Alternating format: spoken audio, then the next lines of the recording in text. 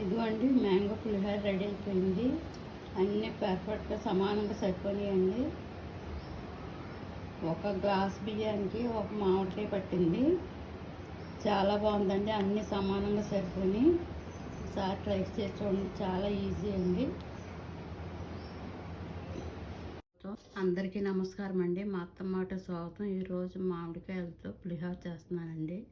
ఎలా చేయాలో చూపిస్తాను రండి. ముందుగా ఇలా మామిడికాయని పీల్ తీసేసుకుని కడిగేసుకుని శుభ్రంగా ఇలా తురుముకోవాలండి. ఇవ్వండి మామిడికాయలు ఇలా తురుముకోవాలి. ముందుగా రైస్ ఉడికించుకుని పక్కన పెట్టుకోవాలండి. అందులో కొంచెం ఆవపిండి వేసుకోవాలండి.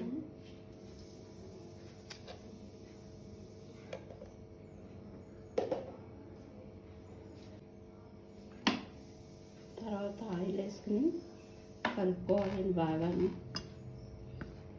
రైస్ అంతా కలిసేలాగా కలుపుకోవాలి.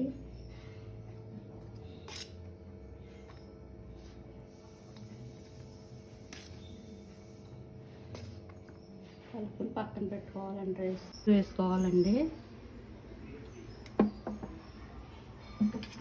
తర్వాత వేరుశనగ దోరగా వేయించుకోవాలి. గుళ్ళు వేగిని ఇప్పుడు పచ్చిశనగపప్పు వేసుకోవాలండి. తర్వాత మినపప్పు, తర్వాత ఆవాలు, తర్వాత జీలకర్ర, తర్వాత ఎండుమిర్చి,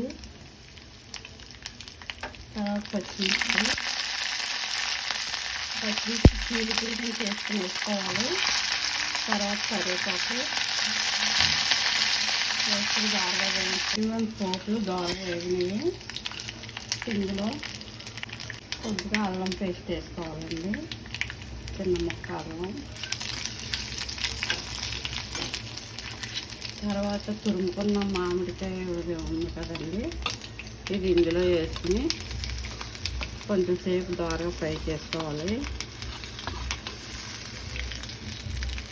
ఇదిగోండి మామిడికాయ తురుము మగ్గింది. కొంచెం సాల్ట్ వేసుకోవాలి. ఆల్రెడీ మనం రైస్లో వేసి కలిపాం కదండి, కొంచెం వేసుకోవాలి, ఎక్కువ వేసుకోకూడదు. కొంచెం ఇంగు వేసుకోవాలి. ఇంగు వేసుకుని బాగా కలుపుకోవాలండి. పైకి కిందకి గుజ్జు రెడీ అయిపోయిందండి. మామిడికాయ గుజ్జు ఇప్పుడు ఈ రైస్లో వేసి కలిపేసుకుంటానండి.